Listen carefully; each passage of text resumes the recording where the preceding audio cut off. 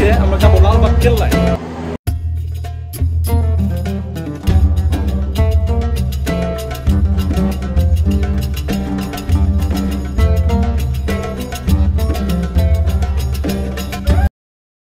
আজকে আমরা জানবো পরিবিবি কে ছিলেন, যাকে এই লালবাগ কেল্লায় সমাধিত করা হয়। সম্রাট আওরঙ্গজেবের ছেলে মোহাম্মদ আজম শাহ কেন এটি অসমাপ্ত রেখে চলে গিয়েছিলেন দিল্লিতে, এবং সুবেদার শায়েস্তা খাঁ কে, এবং কেন এই কেল্লাটি পরিত্যক্ত অবস্থায় রয়ে যায় ঢাকায়। সো সরিঘাট থেকে মাত্র 50 টাকা রিক্সা ভাড়া আমরা চলে যাই লালবাগ কেল্লায়, এবং এই লালবাগ কেল্লার এন্ট্রি টিকিট ছিল মাত্র 30 টাকা। সো আজকে জানার চেষ্টা করবো লালবাগ কেল্লার ইতিহাস।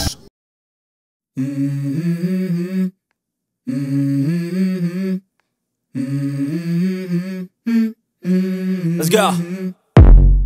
I wake up to a little bit of drool on my pillow, feel like it's gonna be a bad day. Yeah, I'm tired of shit. আজকে আমরা চলে আসছি লালবাগ কেল্লা।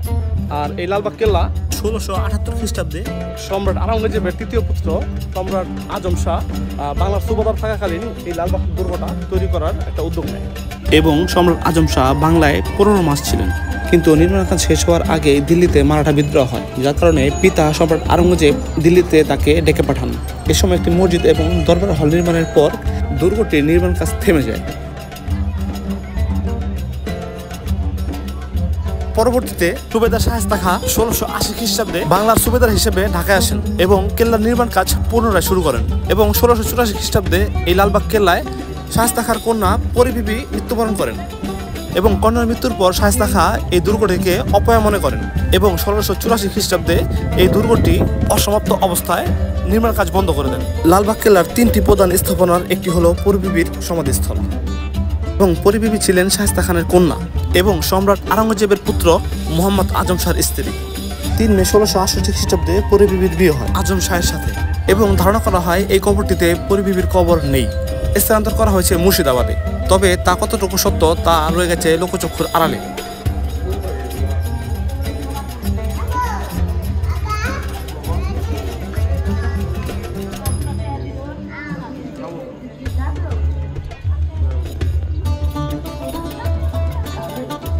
যখন শায়েস্তা খাঁ ঢাকা ছেড়ে চলে গেলেন, ঠিক তখনই আসলে এই লালবাগ কেল্লা তার জনপ্রিয়তা দিন দিন হারাতে থাকে। আর এটির প্রধান কারণ ছিল রাজধানী ঢাকা থেকে মুর্শিদাবাদে স্থানান্তর, এবং মুঘল আমল সমাপ্ত হওয়ার পর দুর্গটি পরিত্যক্ত অবস্থায় ঢাকায় রয়ে যায়।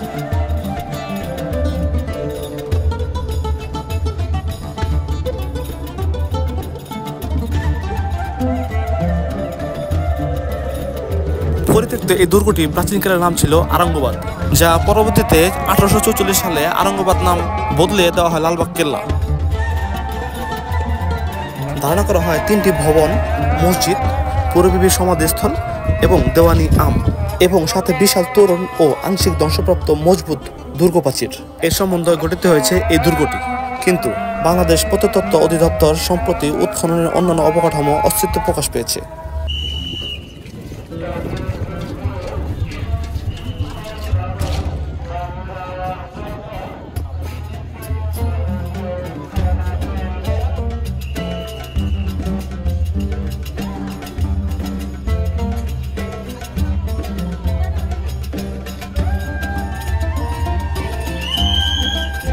প্রাচীনকালে এই লালবাগ কেল্লাটি বুড়িগঙ্গাকে কেন্দ্র করে গড়ে উঠেছিল, তবে কালক্রমে বুড়িগঙ্গা শুকিয়ে বুড়িগঙ্গা থেকে এই লালবাগ কেল্লাটি বহু দূরে অবস্থান করছে বর্তমানে।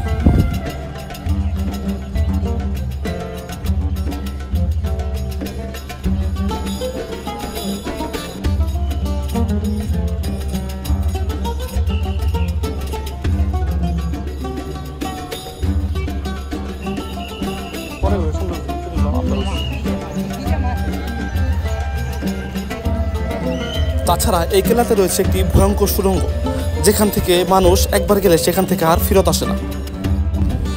যদিও এর সত্যতা কতটুকু তা নিয়ে রয়ে গেছে সন্দেহ, তবে বাংলাদেশ প্রত্নতত্ত্ব অধিদপ্তর থেকে পরীক্ষামূলকভাবে 2টি কুকুর পাঠানো হয়েছিল সেই সুড়ঙ্গ দিয়ে, যদিও সেই কুকুর দুটি আর ফেরত আসেনি।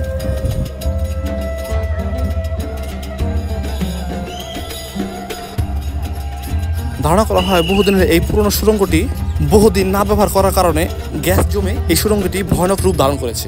অনেকে ধারণা করে থাকে এই সুড়ঙ্গটি বহু দূর পর্যন্ত বিস্তৃত, তবে এর সত্যতা নিয়ে রয়েছে সন্দেহ।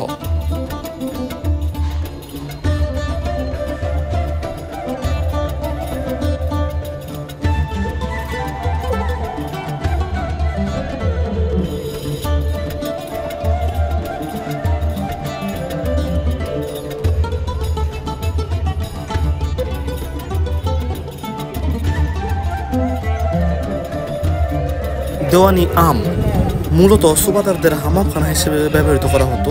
লালবাগ কেল্লার এই দালানটিকে দুটি কাজে ব্যবহৃত করা হতো, বাসভবন সাথে হামামখানা এবং বিচারালয় হিসাবে।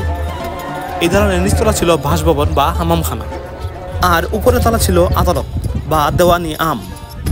শায়েস্তা খাঁ এই ভবনটিতে বাস করতেন এবং এটি ছিল তার মূলত আদালত। এখান থেকে শায়েস্তা খাঁ তার সমস্ত বিচার কার্যক্রম পরিচালনা করতেন।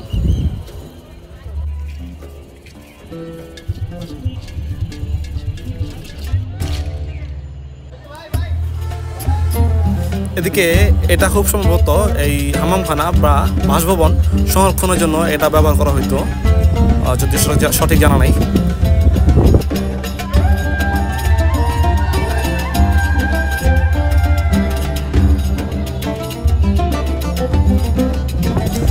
এখন এই কেল্লাটি 5টা বাজে অফ হয়ে যায়, যদিও আসলে এখন দিন বড়, যার কারণে 6:30 বা 6:50 দিকে সন্ধ্যা হয়।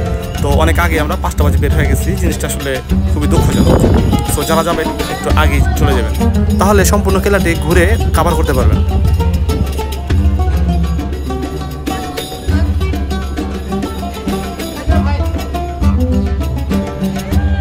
সো দেখা হচ্ছে অন্য কোনো দিন অন্য কোনো ভিডিওর সাথে। ততদিন ভালো থাকবেন, সুস্থ থাকবেন।